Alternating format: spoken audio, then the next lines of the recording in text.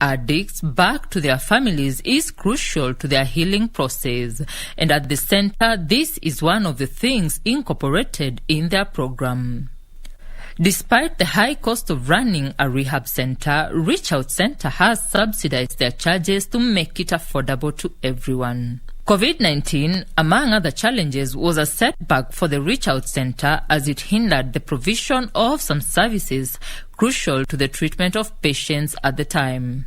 Corona was almost affecting my treatment because there was lockdown here in Ireland, but through the efforts of this facility, the doctors used to use rapid response to deliver RT to the clients that are registered here. And those who are not registered here, they used to go collect for them, may it be BOM, AHF, wherever. Actually, and you can see, Corona changed the situation. Now, when they come for lunch, there's this we call social distance. So they get packed lunch to avoid that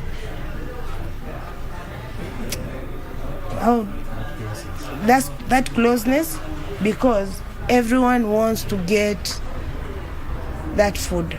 Although the politicians have a responsibility to address the drug addiction issue at the coast region, there seems to be lack of goodwill. Although the abuse of drugs pose a danger to many young lives at the coastal region, there still is hope, as Taib explains the many milestones and success stories documented during the past 20 years of existence of the center. Many young people start abusing drugs as a result of the challenges they face growing up. Musa Ali was exposed to substance and drug abuse by friends who are already indulging. Majina, mimi naitwa Musa Ali. Mimi ni mraibu ambaye anapata nafuu. Nimetumia uraibu kwa muda mrefu, zaidi ya miaka 10. So niliingilia uraibu nikiwa nimekuwa frustrated, nilikuwa na a lot of frustration, sikuwa na uwezo wa kufanya uamuzi wangu wa kisawasawa.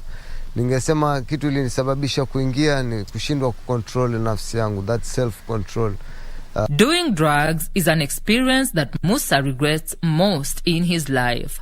His advice is for anyone thinking of trying out drugs to avoid it by all means. Haikuwa tu nimeanza tu straight kwa heroin, but nilianza nikitumia hii, naona hii haishiki, naenda kwa nyingine, natumia hii, naona hii haishiki, hadi nikafikia heroin. Deborah Ebole is a mother of 5 and a recovering addict. She experienced rejection from her family from early childhood, leading to her involvement in drug abuse. My grandpa who took care of me died the year 2017. So I could not take care of myself. Then I came to Mombasa to look for my mom. My mom was now already married, and she never wanted anybody to know that I was a daughter, though we looked alike. She told me I should admit that I'm the sister. So it tormented me mentally. It made me feel that actually, how can my mom tell me to say that I'm a sister to her? And also, she didn't take me to her place. She took me to a friend, and that's where I started addiction, because the place she took me is the place where drugs were sold. Though she was not aware, she worked in the High Court. She was a court clerk, but she passed away. Learning of her HIV status was a wake-up call for Deborah. She knew that she had to change her ways for the better. Reach Out Center, despite the challenges they grappled with, they still came through for many recovering addicts. Running a rehabilitation center needs partners. The county government has been steadfast in responding to the needs of Reach Out Center, as well as other stakeholders who have also been very supportive. Kwengine kumeoza, kumeharibika. Nikasema mihadhara yake haifai kutumika, ile cocaine zile kutumia, madawa ya kulevya. Basi mimi nikawa ni mbaya. Uadui mwingi umenifuata. Usijuti kwa sababu ilikuwa majukumu mmenipa, lazima niseme. Welcome back. Joining me today to discuss this issue is individuals who are working hard to make the narrative, to change the narrative, and to change the reputation of the coastal region so that people can be able to fulfill their full potential. Joining me is Farida Rashid from Nakada. Next to her is Mr. Musa Ali, who is a victim, a survivor, and an activist. And next to him is Mariam Zahur from the Uzalendo Initiative. And finally, we have Taib Abdul Rahman, there, who is from the Reach Out Center. I also cannot fail to acknowledge my wonderful audience for taking time on this beautiful sunny day to sit with us and discuss these very contentious issues. Karibuni sana. To get the ball rolling, I'll start off with Farida from Nakada. From your vast experience, being an organization that deals with multiple cases, not only in the coastal region, but across the country, what is the status of alcohol and drug abuse and dependence in the coastal region? With us as Nakada, we are only treat and rehabilitate and awareness and to prevent. You understand? So when we come down to the coast, tunajua sasa kitu gani kinafanyika kwa sababu the data we are having, tunaona coast is leading for all these things. Na kitu kinafanyika, we cannot say unless from the grassroots, people from the grassroots and the family, they should talk about it. Lakini they are on denial. They don't come out. Most of them are using marijuana, all this, all the hard drugs and all. Lakini sasa sisi, we cannot go to the ground. We just get the information from the organization and all these things.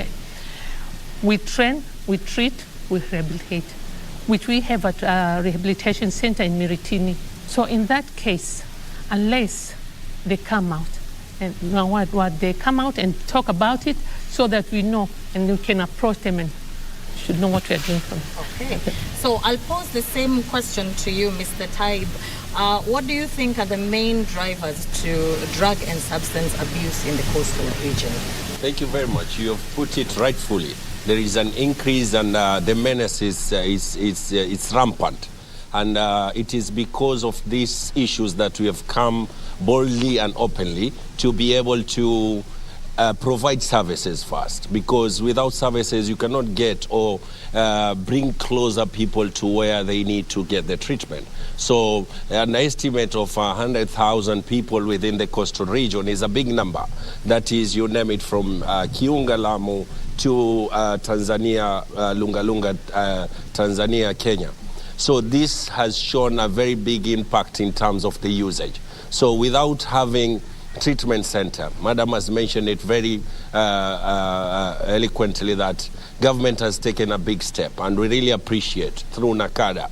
There is a full-fledged program that is supporting people who use drugs at the coastal region, which is a model, is a standard that it will be emulated most in the African setting, having a triplet working relationship.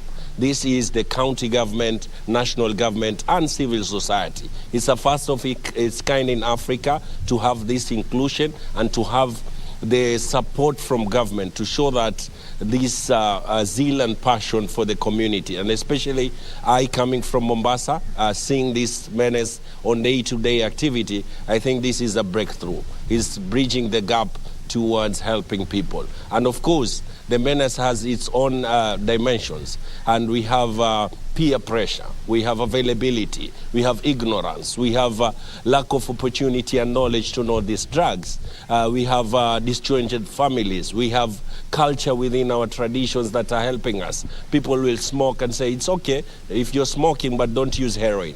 It's okay, you can chew, but don't use heroin. So these are the cultures that you're talking into. So adding them all together, peer pressure, ignorance, and lack of information and knowledge, and that's the ability to know what does it taste like, how does it taste, how do you fit in into those groups. So this is the major challenges that we are normally facing into, to make sure that how can we be able to bridge the gaps that young people are suffering. The menace that we are looking into, it has different angles. So if we can be able to know and point out these entry points, we'll be able to understand and bring them closer to service. So speaking of the drivers to what is causing the rise in the usage, of course, and I do appreciate the fact that you pointed out a couple of them. Peer pressure, you're talking about lack of information, the culture within the tradition where it's okay to have a cigarette. Thank you. That is actually shining some light. Yes. So if we move on to Musa. Musa, you are, you're recovering. You're a recovering addict, and I have to commend you for the courage, first of all, to be here and for starting this journey. I'm sure there are so many people who are looking at you in awe and thinking, how did it get here? If it's okay with you, would you mind, sharing with us your story? Let's say Musa Ali, I was once an addict. It doesn't happen to just overnight. It really happened like, there's some things that happen to us when we are in a early childhood. So zinakuwa ziko na sisi. So at that time, kuna mahali nilikuwa nafikiria like people they against me, people they don't like me, like going to boarding school at a younger age. Hiyo ilinifanya mimi nikajifeel like, so how to kill that ilikuwa ni like naona take drugs ilikuwa that's an option, because kuna time unakuwa life in this journey of life, kuna some stones ambazo, kuna those flowers and stones which ambazo zinatupa to drug nyuma. So ilikuwa like mimi nilikuwa na feel like my self esteem ilikuwa iko chini. So hiyo self esteem kwa chini, sikuwa na kuweza ku make good decisions at that time. So that's how nearly get into drugs. So I have to commend you because what was your breakthrough? Ilifikapi your breakthrough ukasema unajua nini? Enough is enough, imeshanitosha. I want to live a different life. For someone who is watching you right now at home and is watching the show and they feel ni kama ambao amefika mwisho, what was your breakthrough? Ungemwambia nini saizi? Okay, kuna turning points in life. Baada ya kufanya yale yote nilikuwa nimefanya, kuna some turning points.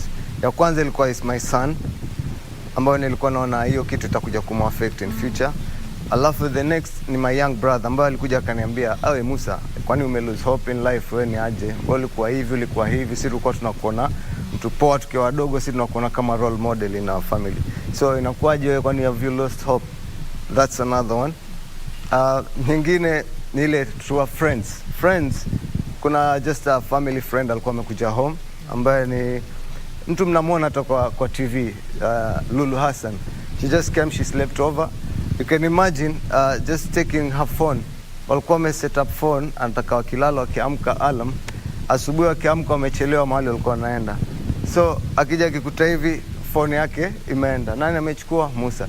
So those are the turning points ya kuwa nimeona katika jamii, nimekuwa nafanya vitu ambavyo sivyo.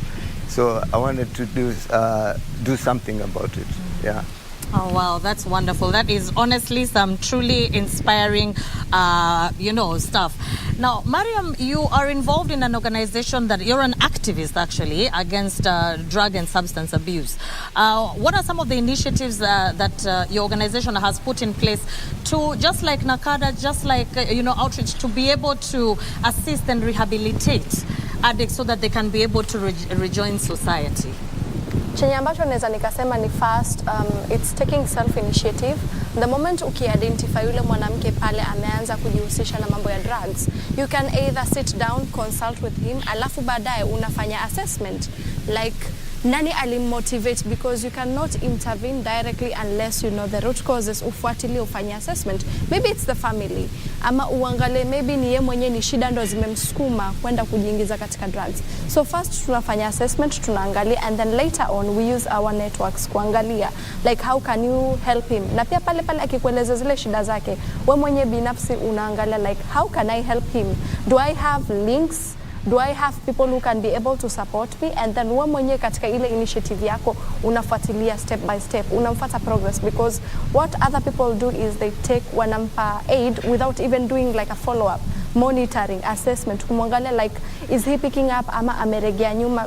It's a lot needs a lot of work and people feel like they're overwhelmed, but the process ukifuatilia mtu and ukiona like at least move one step, you feel yani unasikia afadhali and you feel appreciated. Yes.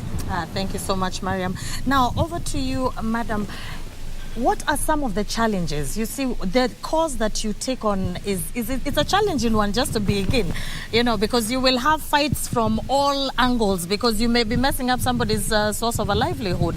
Sasa, what are some of the issues, changamoto NACADA experiences as you're trying to follow through na mandate yenyu? Challenges gani ndo muna experience across the country here? You know, what are some of your challenges? Asante. I just want to tell you something. When you are people that don't understand NACADA stands for what.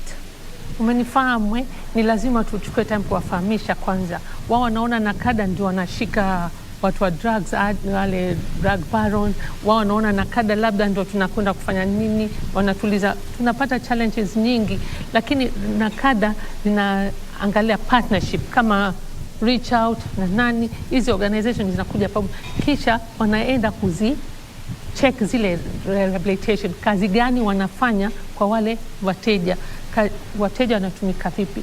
Kwanza let me tell you how mimi nimekuwa director. How mnifahamu, hii kazi ni ngumu, si kazi rahisi. Nilianza kwa kama activist nikipigana na demonstrate, nafanya yani mambo mengi nilikuwa nikifanya, mpaka nikawa natishwa maisha, mpaka ikawa nimerushwa acid, lakini I never gave up kwa sababu mimi ni mama, na mama siku zote ana feel unataka uzae mtoto in future, yule mtoto akusimamie wewe, uangalie, na unajivunia kuwa na mtoto. Ukiona kama type watoto wengine kama amerudia, unajivunia kuona mtoto wako anafanya nini.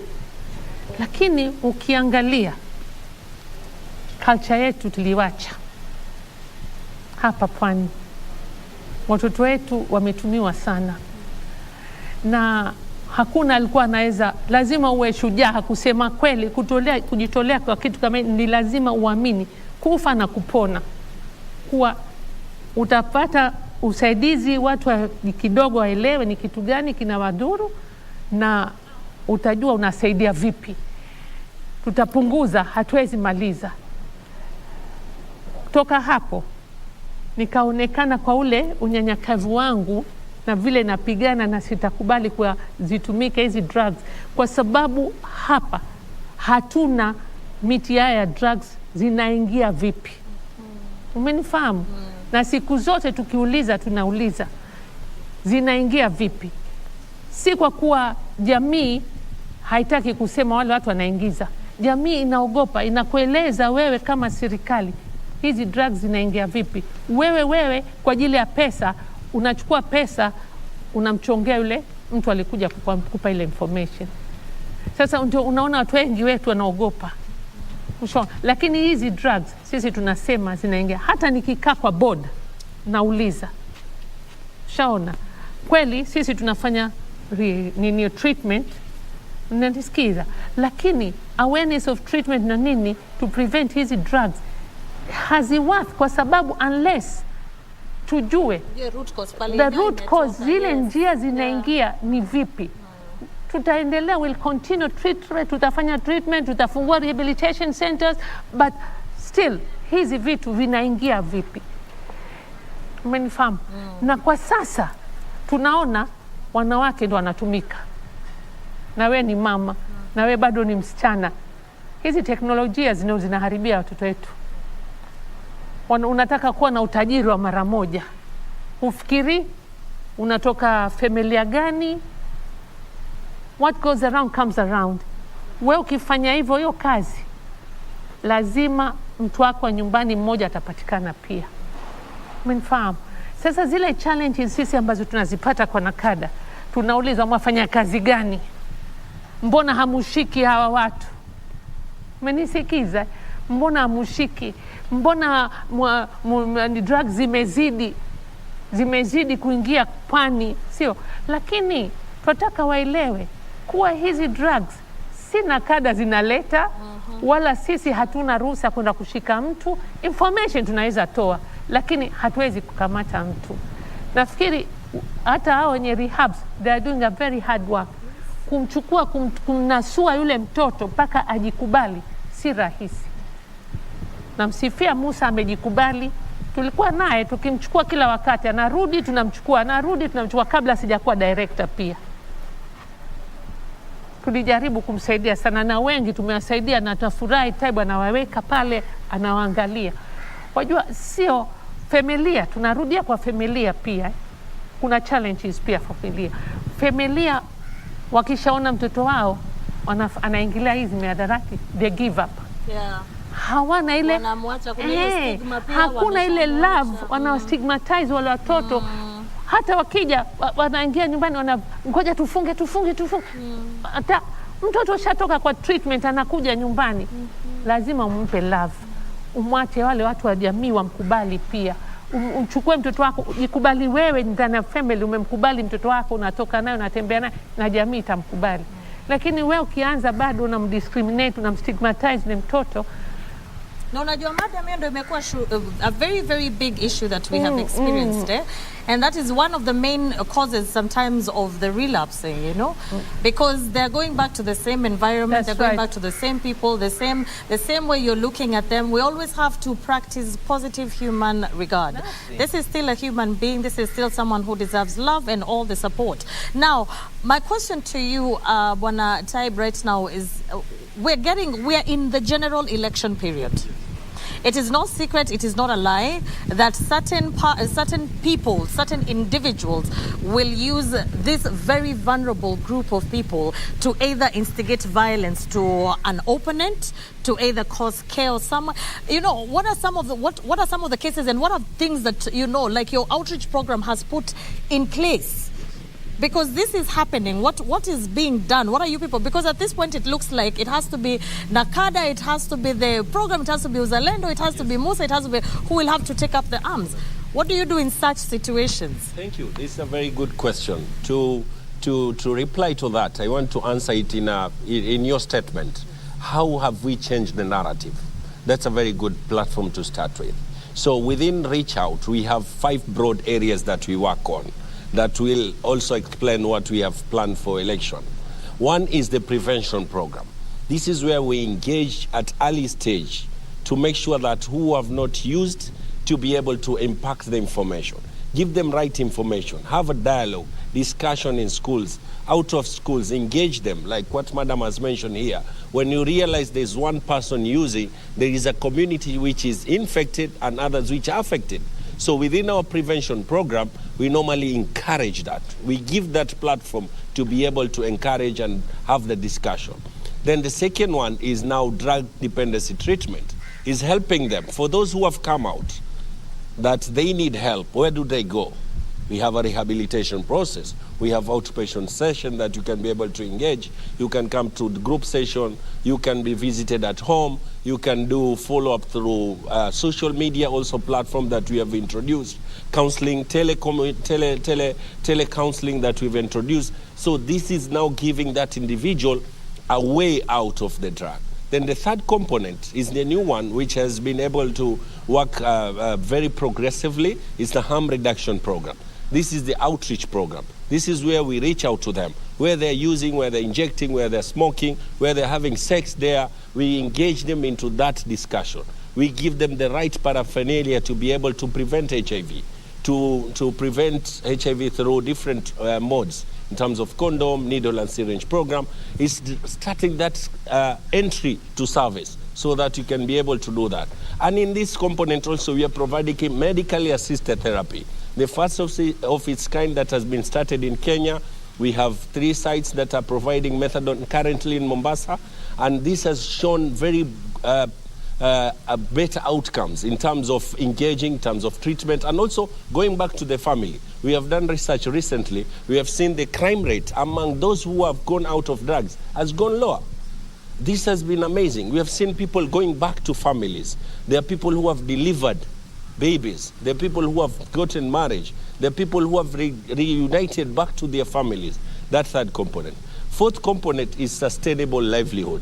How do we now make ends meet? Because you're telling him to come out. You have put it rightfully. Yes. You want them to stand on. How will they stand alone? Musa has been able to try. But how many Musas do we want to see? We want to see many. We want to see many having opportunity. So that sustainable livelihood program provide them with an opportunity to get knowledge, education, skill, so that they can start their own business. Then the third forum is advocacy. That is where we come into election. Advocacy is one of our biggest pillar in terms of engaging law enforcers, engaging the county commission, the county government inspectorate, where we know these are the apparatus that we're using in terms of security. We engage the community itself to be able to understand. Then at the center of this discussion are people who use drugs, because we call them into the discussion. This is the time, this is the season, this is the period that people will engage you. But we have formed a very strong background. We have made them to understand the civic education. We have empowered their rights that they need to elect. They have their voters card for those who have been able to be with us. We've followed them through their identification card. And now they are registered voters. And now they are aware that they want to vote the right person. And they want to make sure that the policies and implementation that will be able to serve for the next government are rightfully going into. And of course, you've mentioned it, the challenge that we are anticipating to see. Yes. Of course, we have seen it in the different rallies. Yes. They target the community of people who use drugs in little money, 400, 500 or 1,000, to create chaos. And this is what within our advocacy program, we are trying very hard to make sure that how do we empower individuals to have better skills and engage into better and meaningful discussion with their politician? They need to be at the center stage when the rallies are done to ask those bold questions. What are you keeping for the youth? What strategies are you investing in your manifesto to make sure that drug and substance abuse is managed, it is seen within the look that you're giving us? So these are the discussions that we have started, and they're going on well. And we also came up with an election preparedness. We know things will happen, and maybe some will be hindered to access their medical assisted therapy, their medication like ARVs. They aim to manipulate. No, yeah, as in maybe chaos or something. They will not be able to reach to the health facility at that time because of that maybe the election time and everything. So we have kept measures so that no one will be left behind in terms of services. Now when we move on to, I love that because you're creating a bedrock for people to be able to run to. If you're offering them, even poverty reduction programs, you're giving them the civic education. So it would be very difficult for somebody to come and tell this person, go and cause chaos here. They'll be like, why am I doing that? I don't need your 500 shillings. I have my own from, whatever small wages, whatever work I'm doing here and there.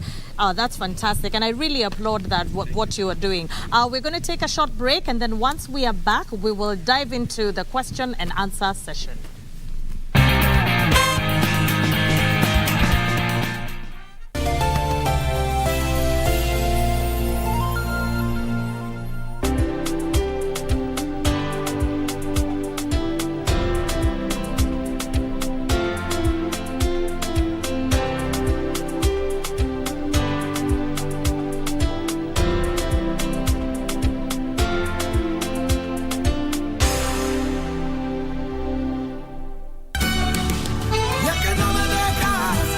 I love you more than I thought I could ever love.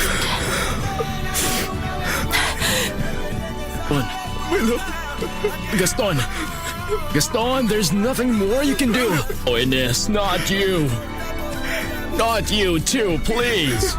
There's nothing they can do for them anymore. You can both attest to the fact that she's the shooter, and she fired the shots at Paulina and her husband and Mr. Fonseca. Your parents?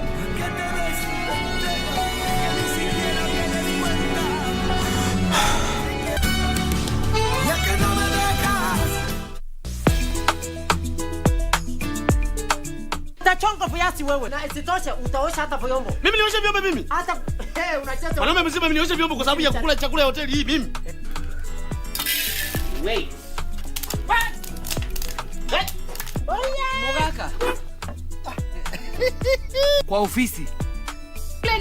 Tangu lini mnaekea mimi michele hivi kama patko? Chukua nyama rudisha huko. Mimi unapenda kusumbua sasa. Sipendi kusumbua. Leta bwana. Kwa mtu mimi nataka uchafue. Nani nione taja jina yake sasa hivi.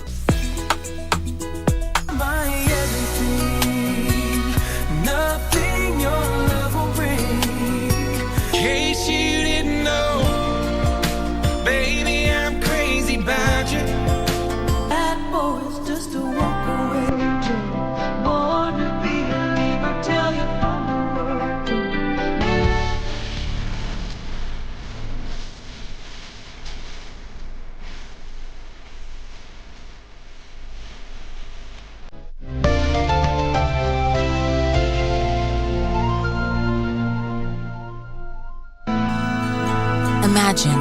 Imagine waking up to a majestic sunrise. Imagine an early morning walk on unspoiled sandy beach. Imagine the tranquil tide slowly creeping up to your feet. Imagine the breathtaking views of the blue skies over the glorious Indian Ocean. It's time to capture your imaginations. Book a beach holiday at Kenya Bay Beach Hotel, Mombasa, and turn your imaginations into reality. Prominently located along Bamburi Beach, North Coast, Mombasa, Kenya Bay is the perfect resort for a memorable beach vacation. The setting is just a prelude to an excellent potpourri of romanticism, practicality, pleasant amenities, and personalized services that will totally mesmerize you. Kenya Bay Beach Hotel. Book online now at kenyabay.com or email reservations at kenyabay.com or call reservations on 0725-991-500.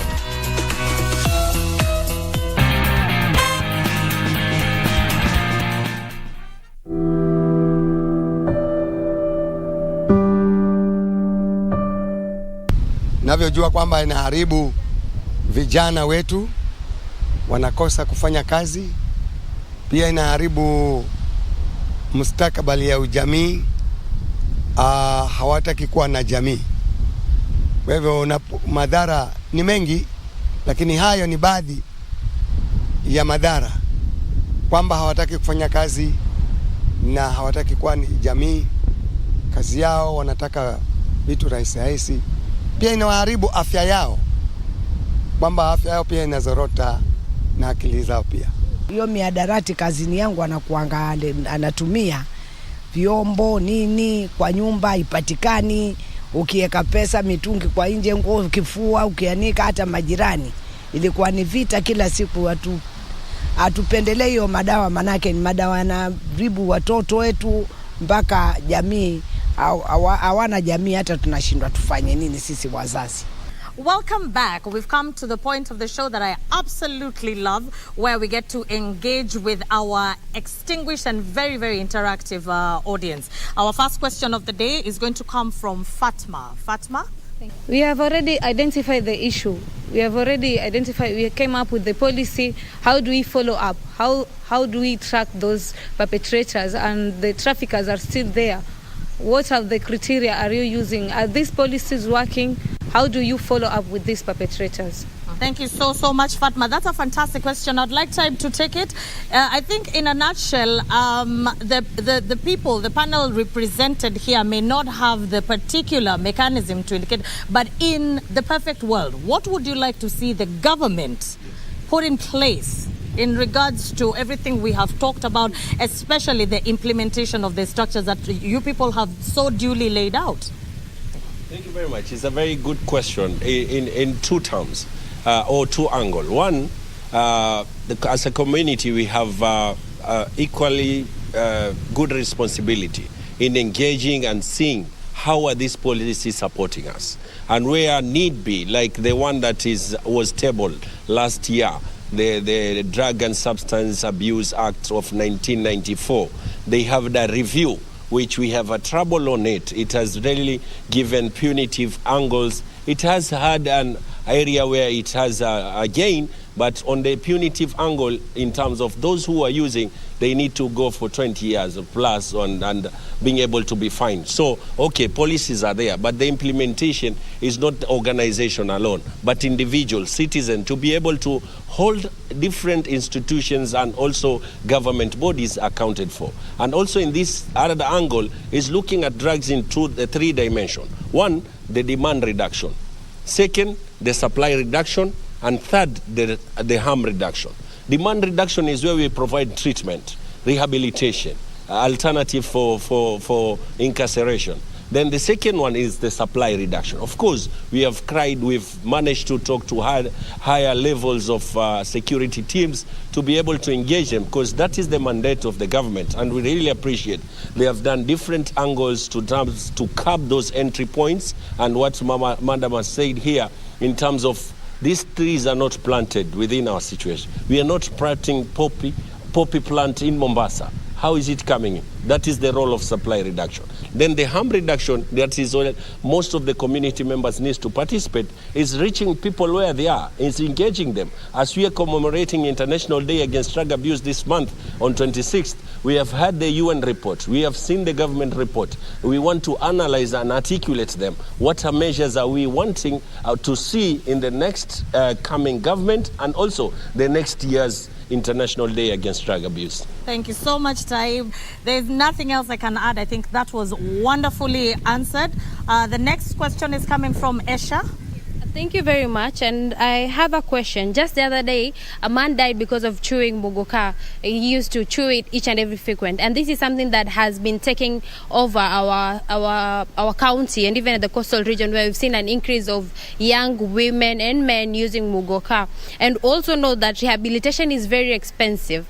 What can we do to make sure that at least we find more of our people going to rehab now that we know it's expensive? What measures can be put in place both by government and private sector to reduce the amount of money that is expected to be paid by a rehab center, knowing that we have very few rehab centers, especially in the coastal region?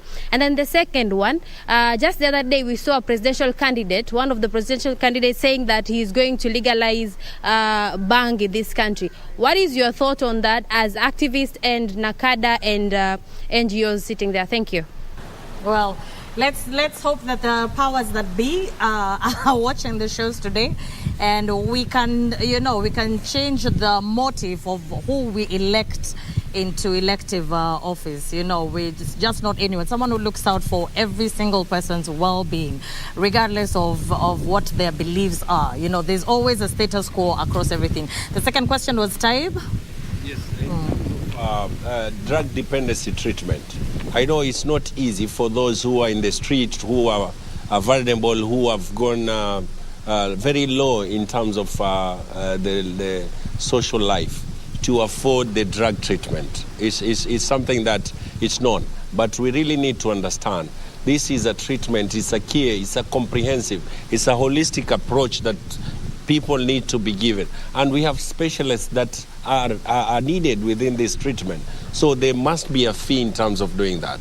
Of course, we cannot say not every person will not be managing to go to a treatment center because of money. We have measures, we have women who have come up forcefully and gratefully to support the treatment, paying for them.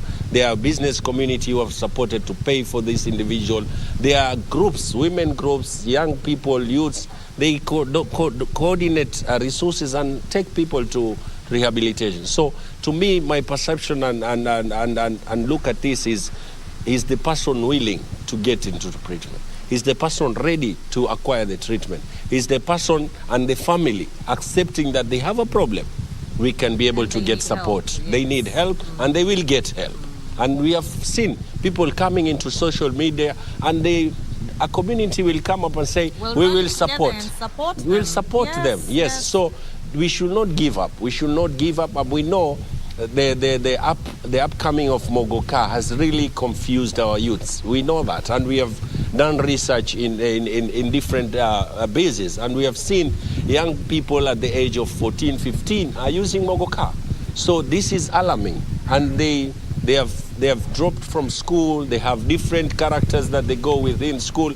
But this needs to have a collective responsibility. We really need to have citizens, we need to have families, we need to have community. Let's go back to the old models where people can be able to be guided by different people, by different families, engagement, talking to. We should not leave that this needs rehabilitation or this need to go to Portrees or to go to Madare is a mental case. No, let's try it our own. And lastly, I want to also encourage family members. We should not stigmatize our own people, our own young people, our own families. We should not chase them away from home. Where are we taking them? We are giving them room to do more drugs. Thank you so much. You had something to add? I think I'd like to add something else. During tukifanya zile local outreaches kule chini as Beijing talks na Beijing Pwani, I think people fail to understand ni kwa yani even like to limit one instance, mchukuzi at a market alikuwa anacharge watu like ukimbebesha yani akikubebea ile kazi ya uchukuzi. Actually from that money that you pay him, let's say like 100 shillings, and save 20, of which that 20 anachukua pays on a daily basis to reach out so that aweze ku access ile treatment yake. And then the other thing that I can say ni kuwa I have seen, obviously you've seen like Indian movies and everything, yeah. Napenda vile like katika zile movies zao wanaeka like a small logo, smoking ama drinking is harmful to your health. I think if government does that, it will be better. And then for people who support Wajakoya, I think we shouldn't look at the drug basis peke yake. We should get to know his real manifestos. Tuache kudanganywa na mambo ya drugs. It's high time kwa sisi youth tuache kudanganywa for real. A packet of mogoka will not help you, will not rescue you even after 5 years. We need to be inaitwa nini, tukue proactive. Yes. Thank you so much. We're going to move on to the next question, and that was by Firdaus. Okay, we've clearly heard that Musa has even given the story that when he started the drug abuse journey, he was in school. And we clearly know right now in every school there's the counseling teacher in charge of that. And they clearly know, majority of them know that this student is undergoing maybe drug abuse at that point. Is there any way that NACADA has intervened in training these teachers on how to deal with the mental issues? Because the mental issues collaborate more on them in getting themselves into drug abuse. Are they taught on how to handle these drug abusers in school? And for instance, there's an issue when it comes to mental health, the black tax that we call, where the kid who is in school feels like he's indebted to start taking care of the parents, and hiyo ndo kwanza inachangia haswa wao kuwa depressed na kuingilia masuala ya drugs. Are teachers given sessions and trainings on how to handle all these students? Because there's also a complaint that students are complaining that whatever we tell the teachers, there's no secret, like there's no confidentiality. They go out there and expose us, despite yes, we know that we're dealing with drug issues. Yeah, is there any way that NACADA has intervened? Thank you so much for Firdaus. I think that's a brilliant question to Madam. Yeah. In regards to like what Musa had said, which in his case is not isolated. Just wanting to be accepted, peer pressure, low self-esteem, lack of self-awareness, all these are things that would prompt somebody to get into that. And these are the moments in the crucial years of the teen years when it's being discovered that this person has a problem. Are there preventive measures that are being put in place, especially with the guidance and counseling teachers in educational institutions to prevent? Yeah. Well, NACADA inafanya education, civic education to the school teachers, school students. They've gone around most of the schools, Mombasa, Nairobi, even the organization, this small organization, they're also been trained and they're good, they go to school. Shaona, sasa hizi kitu zinaendelea paka sasa. Awareness, trainings, counseling zinafanywa. Teachers, family, parents have been called one-on-one. So that's very encouraging to know that. Yes, Taib, you had something to add? NACADA has really had a very good engagement with the training institution for education, which has been also giving the support in terms of training and also working with the schools. There is a curriculum that also I've benefited into that is training teachers to be able to early identification, how to engage, how to give or create an enabling environment, and also to give the initial counseling as they wait to refer to others. And also within our organization, Reach Out, we have also enriched into starting campaigns within school forming groups or spaces within the school where they can be able to have time to engage with the discussion. And those who feel now they need to have individual session, we have worked with high schools and primary schools to engage into this discussion. And also we have activated the issues of debates, quiz within themselves so that they can be able to have peer education or peer educators as teachers to reach to their teachers, and also students to reach to their colleagues. Thank you. That is well answered. I hope that has answered your question. There are certain things that have been put in place to ensure that our kids, our students, are getting all the preventive measures that need to be taken in the event. We've come to the end of a very interactive, informative, and insightful episode of the Dada's Show. It's important to note that in order to reduce the social and health effects of drug and substance abuse, then every single person must play their part. The government must play their part. The leaders must play their part. And the basic family unit must also play their part. As we always say, that this is not a one person's problem, this is a societal problem. So I would definitely want to hear from you. Share with me your comments, your insights, your thoughts, things that you feel like we would need to address on all our social media platforms at the Dada's KBC. So for now, I would want to thank my wonderful panel, my very, very interactive audience, our partners, journalists for human rights, my production team at KBC, and our location partners, the Kenya Bay Beach. We will see you the same time, same place next week, only on the Dada's Show. Kwaheri sana.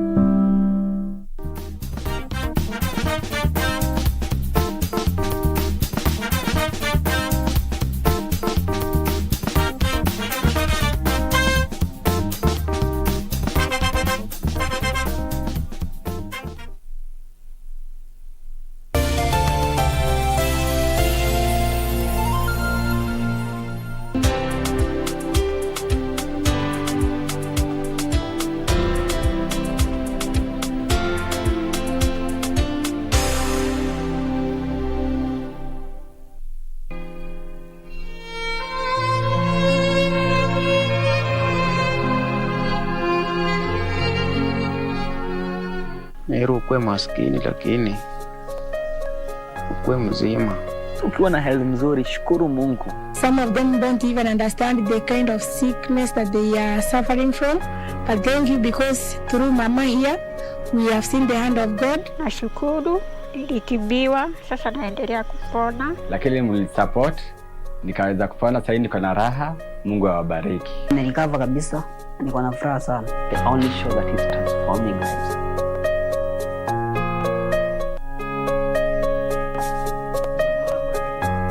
Mungu akubariki na Mungu akuzidishie.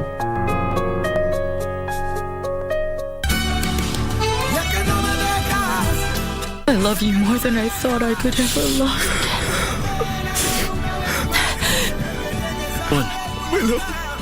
Gaston! Gaston, there's nothing more you can do. Oh, Ines, not you. Not you too, please. There's nothing they can do for them anymore. You can both attest to the fact that she's the shooter, and she fired the shots at Paulina and her husband and Mr. Fonseca. Your parents?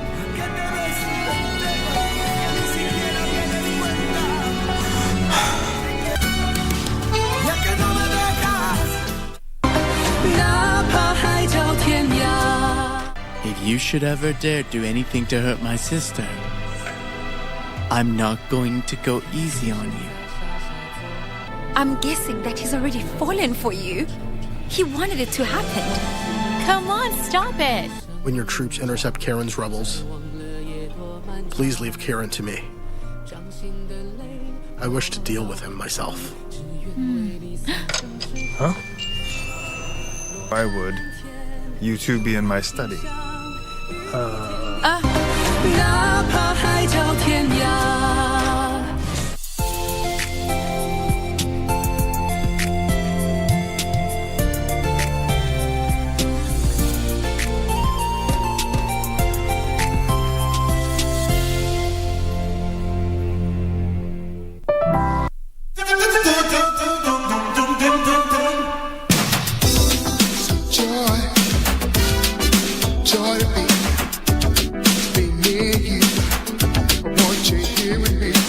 listen to the radio. Oh, listen to the radio. Everyone considered him a coward of the cats.